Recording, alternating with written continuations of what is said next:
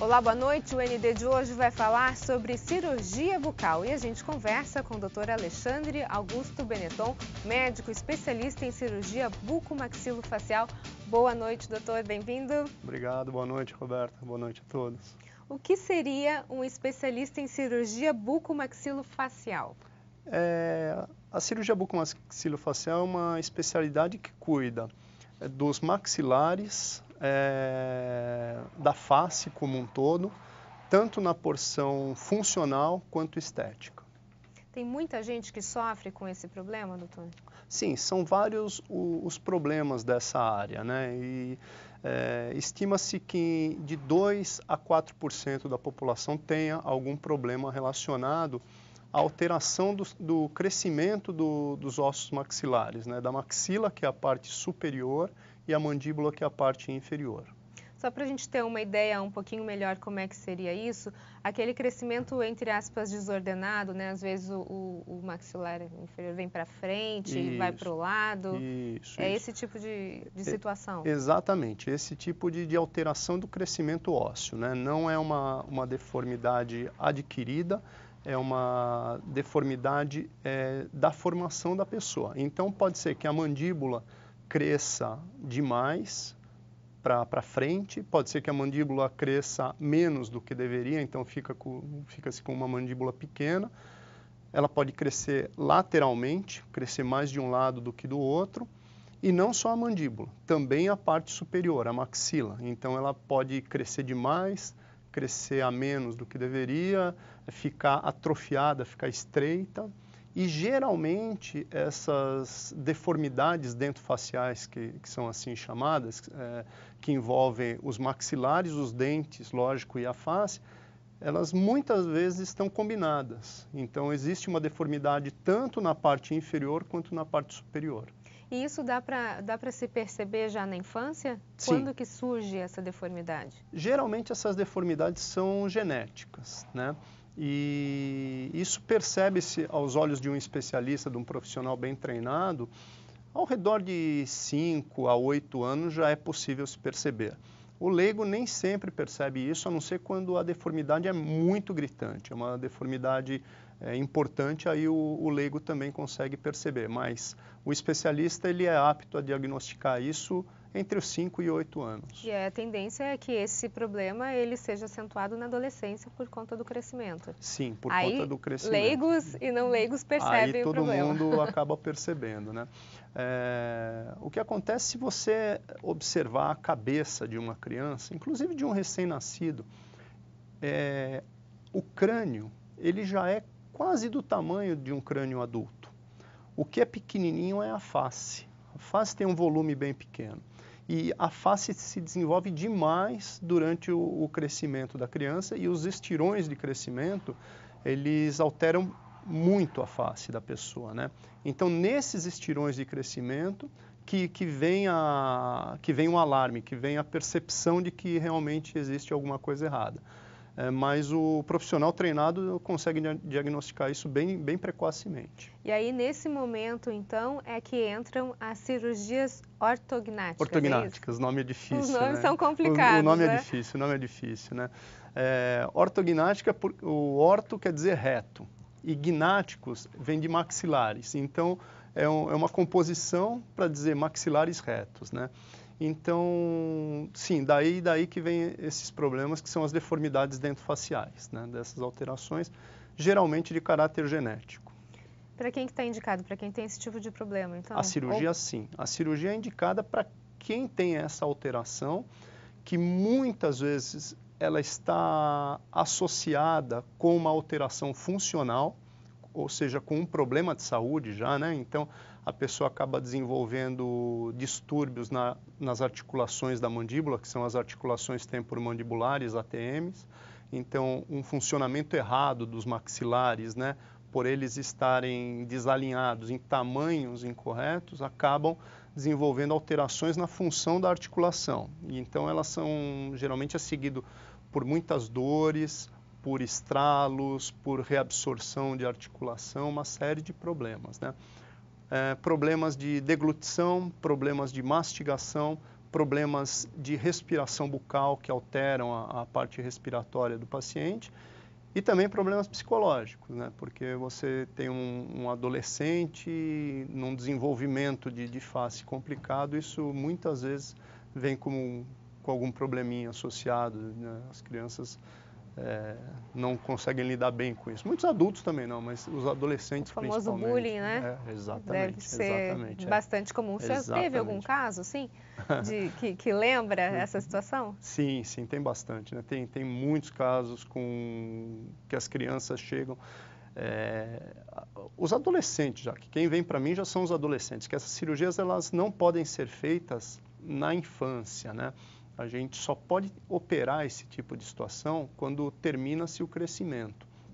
E então as mulheres, após os 16 anos mais ou menos, os homens um pouquinho mais adiante, aos 17. E você me pediu um exemplo, eu tenho um exemplo de uma paciente que me marcou demais, que ela, enquanto aguardava a possibilidade dela ser operada, a mãe dela um dia chegou no meu consultório e falou: olha, doutor, precisamos operar minha filha logo porque ela vem depressiva, ela vem mal, não quer mais ir na escola, tudo isso. E a menina, ela chegou a tentar um suicídio, né, por conta disso. Então, é bem sério, né? Porque bem uma sério. Deformidade, a gente acha que é coisa boba, bem mas sério, não é. É bem sério. Não é só uma questão estética, jamais. Está bem longe de ser só uma questão estética. É muito mais profundo, né? Mas e aí, o que aconteceu? Conseguiu trazer sim. mais rapidamente essa cirurgia ou teve que esperar até a idade? A gente acabou operando um pouquinho mais cedo e ficou bom. Ainda bem, ficou bom, não teve problema não. A gente antecipou um pouquinho, eu operei essa menina com 15 anos e até a literatura sustenta a gente para, em situações desse tipo que eu expliquei, a literatura sustenta a gente a operar crianças mais precocemente, os adolescentes de uma forma mais precoce. Né? Esse tipo de trabalho, doutor, tem um acompanhamento de um psicólogo, por exemplo? Não? Algumas vezes sim, né? Nem sempre é indicado, né? Mas algumas vezes tem que ter um acompanhamento de psicólogo, acompanhamento fonoaudiológico, algumas vezes é necessário também, né? Acompanhamento nutricional algumas vezes é necessário também, porque muitos não conseguem mastigar direito, então não estão com uma saúde apta para se submeter à cirurgia, né, porque não conseguem mastigar direito. É um trabalho multiprofissional, né? Agora, no caso dessa paciente que o senhor relatou, ela tinha de 15 para 16 anos quando foi operada, né? Ela tinha recém feito 15 anos. 15 anos. Isso. Agora, eu imagino que isso seja um problema que estava vindo já desde do final da infância, Isso, talvez exatamente. 9, 10 anos, quando se exagerou. Exatamente. Tem alguma técnica, alguma coisa que possa ser feita para que esse crescimento desordenado possa regredir? Sim, Roberto, tem sim. Como eu falei agora há pouco, um profissional treinado consegue diagnosticar esse problema cedo, né? Então, existe uma área da ortodontia que se chama ortopedia funcional dos maxilares, né? O ortodontista que sabe trabalhar com ortopedia funcional dos maxilares, ele consegue, no final da infância, início da adolescência, trabalhar com alguns aparelhos bucais que alteram o crescimento ósseo. Então, é possível identificar de uma forma precoce essa criança que vai desenvolver um problema e alterar o crescimento ósseo dessa criança com aparelhos ortodônticos, que é a parte da ortopedia funcional. E aí você muitas vezes consegue tirar um paciente potencialmente cirúrgico e tirá-lo da cirurgia e ser um paciente de tratamento clínico. Mas tem que ser precoce.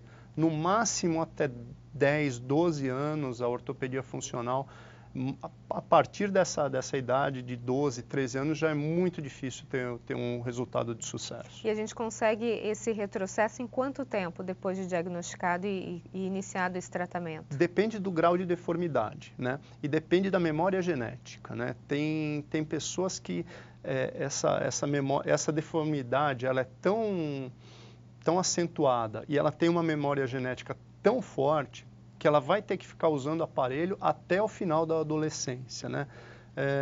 Tem outros que em menos tempo o ortodontista consegue contornar isso. E existem situações que a memória genética vence esse tratamento. Apesar de diagnosticado precoce, feito o tratamento precoce de ortopedia funcional, o paciente acaba virando um caso cirúrgico. Mas tem que se tentar, né, tratar isso antes de o paciente virar cirúrgico, né? O diagnóstico precoce é importantíssimo nisso, né?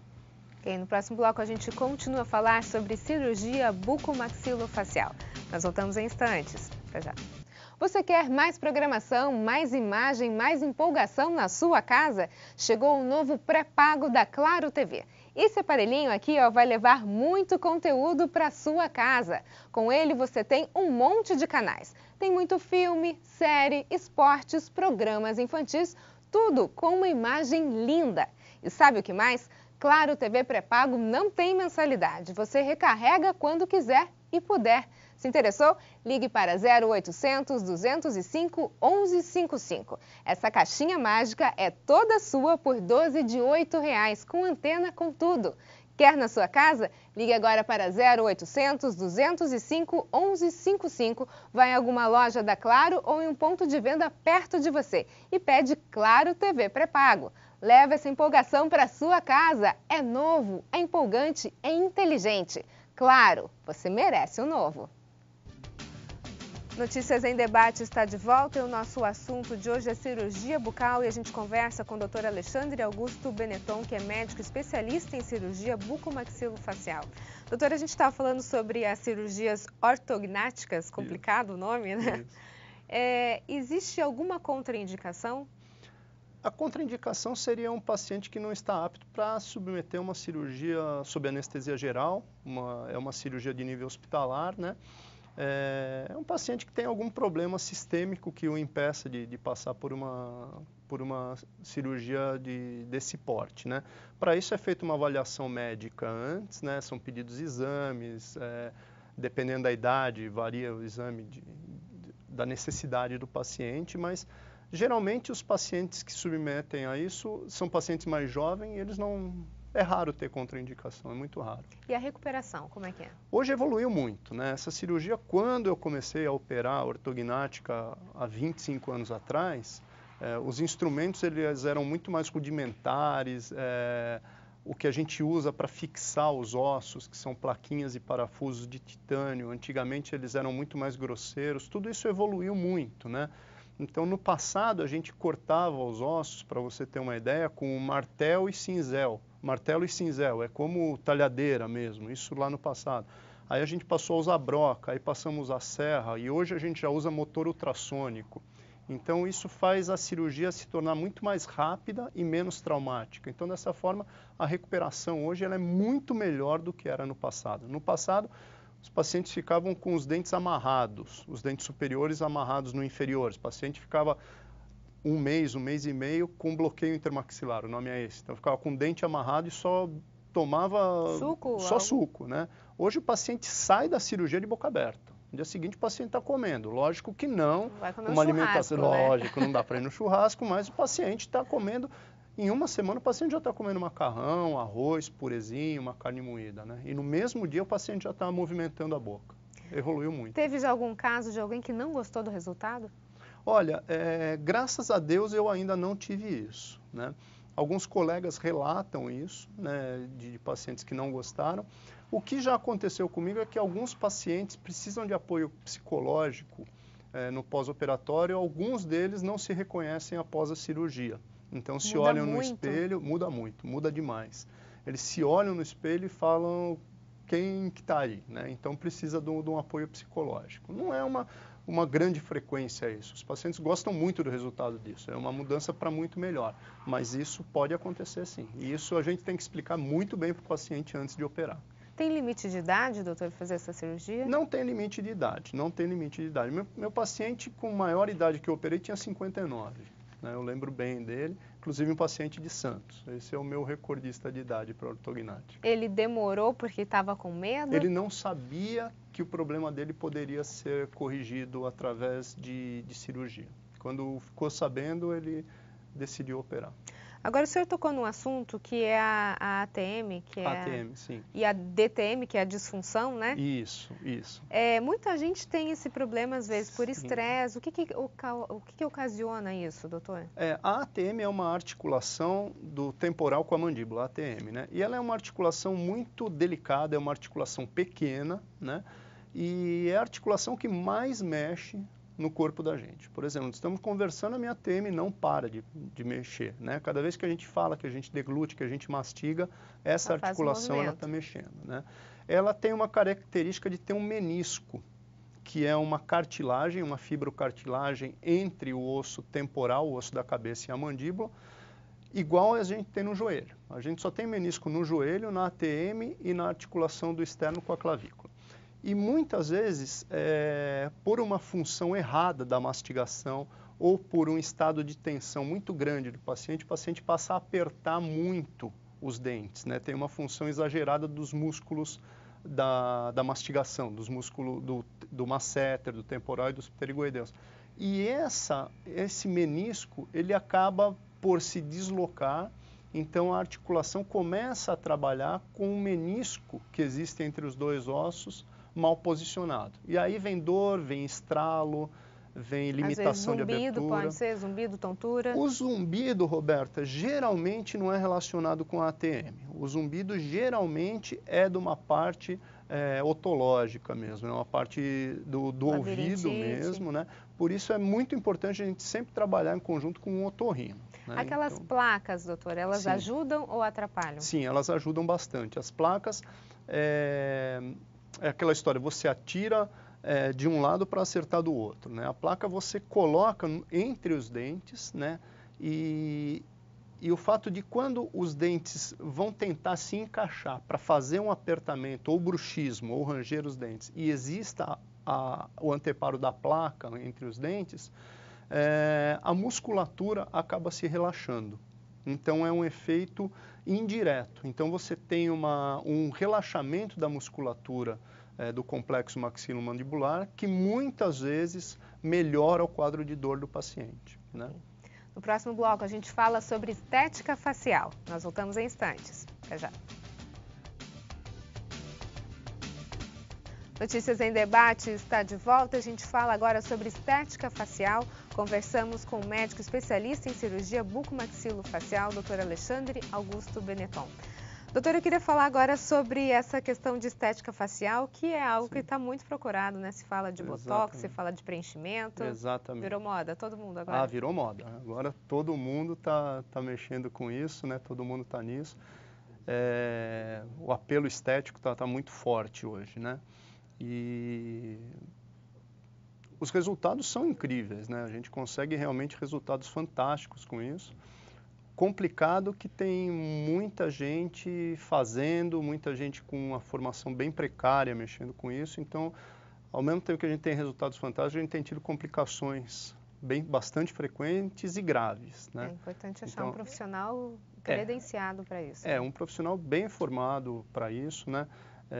Na minha opinião, quem mexe com isso tem que ter uma formação muito boa, tem que ser médico, na minha opinião, para mexer com isso. Eu tenho a formação odontológica e eu tenho a formação médica também. Então, eu entendo, eu tenho bem formado isso comigo, que o profissional tem que ser muito bem formado para mexer com o rosto, não é brincadeira, não. Agora tem uma técnica dentro da estética facial chamada peeling de fenol. O que é isso, doutor? O peeling de fenol é um tratamento estético, né, através de um peeling. A gente vai falar dele aqui hoje porque ele é algo diferente do que se faz na estética, é algo que tem que ser feito, o peeling de fenol tem que ser feito por profissional médico. A gente tem algumas fotos relacionadas a isso? Tem alguma coisa assim.